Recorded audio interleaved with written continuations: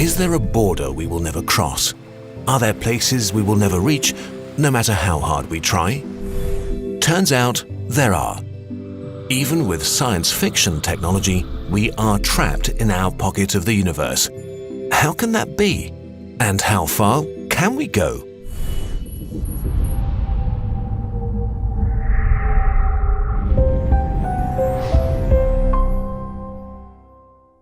We live in a quiet arm of the Milky Way, a spiral galaxy of average size, about 100,000 light-years across, consisting of billions of stars, gas clouds, dark matter, black holes, neutron stars and planets, with a supermassive black hole in the galactic center.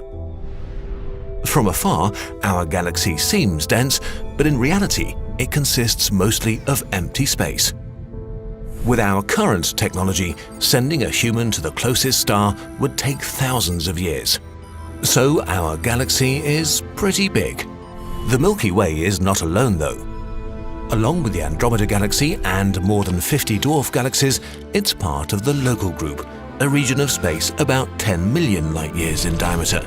It is one of hundreds of galaxy groups in the Laniakea supercluster, which itself is only one of millions of superclusters that make up the observable universe. Now, let's assume for a moment that we have a glorious future. Humanity becomes a Type 3 civilization, does not get wiped out by aliens, and develops interstellar travel based on our current understanding of physics. In this best-case scenario, how far could we possibly go? Well, the Local Group. It is the biggest structure that humanity will ever be a part of.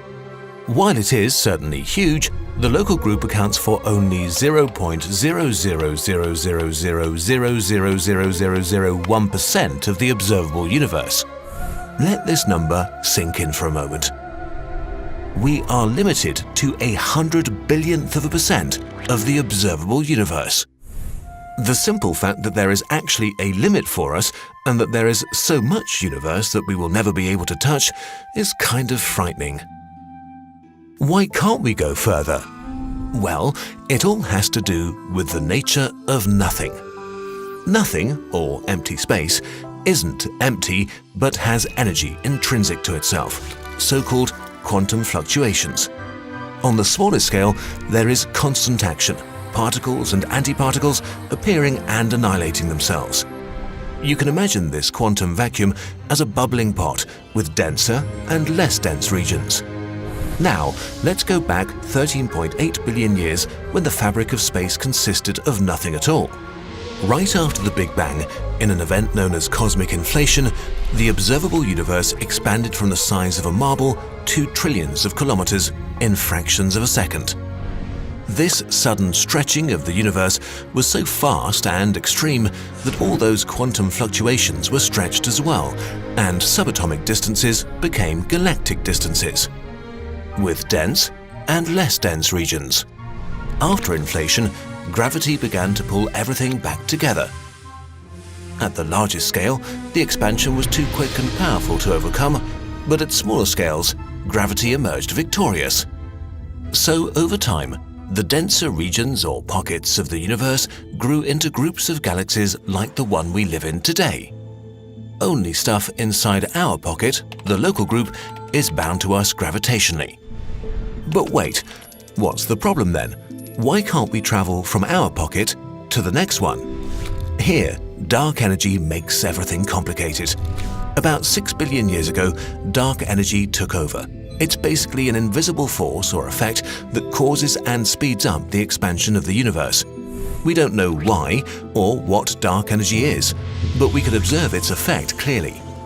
In the early universe, there were larger cold spots around the Local Group that grew into large clusters with thousands of galaxies. We are surrounded by a lot of stuff. But none of those structures and galaxies outside of the Local Group are gravitationally bound to us. So the more the universe expands, the larger the distance between us and other gravitational pockets becomes. Over time, dark energy will push the rest of the universe away from us, causing all the other clusters, galaxies and groups to eventually become unreachable. The next galaxy group is already millions of light years away, but all of them are moving away from us at speeds we can't ever hope to match. We could leave the local group and fly through intergalactic space into the darkness, but we would never arrive anywhere. While we will become more and more stranded, the local group will become more tightly bound and merge together to form one giant elliptical galaxy with the unoriginal name Milkdromeda in a few billion years. But it becomes even more depressing. At some point, the galaxies outside the local group will be so far away that they will be too faint to detect, and the few photons that do make it to us will be shifted to such long wavelengths that they'll be undetectable. Once this happens, no information outside of the local group will be able to reach us. The universe will recede from view. It will appear to be dark and empty in all directions forever. A being born in the far future in Milkdromeda will think there is nothing but its own galaxy in the entire universe. When they look far into empty space, they will only see more emptiness and darkness. They won't be able to see cosmic background radiation, and they won't be able to learn about the Big Bang. They will have no way of knowing what we know today, the nature of the expanding universe, when it began, and how it will end. They will think the universe is static and eternal. Milkdromeda will be an island in the darkness, slowly getting darker and darker. Still, with its trillion stars, the local group is certainly large enough for humanity. After all, we still haven't figured out how to leave our solar system, and we have billions of years to explore our galaxy. We have the incredible luck to exist at the perfect moment in time to see not only our future, but also our most distant past. As isolated and remote as the local group is, we can perceive the entire universe, grand and spectacular, as it is right now. Thanks so much for the help with the video to Ethan Siegel. Check out his astronomy blog here. You can support us directly at Patreon or get Kurzgesagt merch here. It really helps. It's awesome that you watched this far, so we've made a playlist for you about more universe stuff.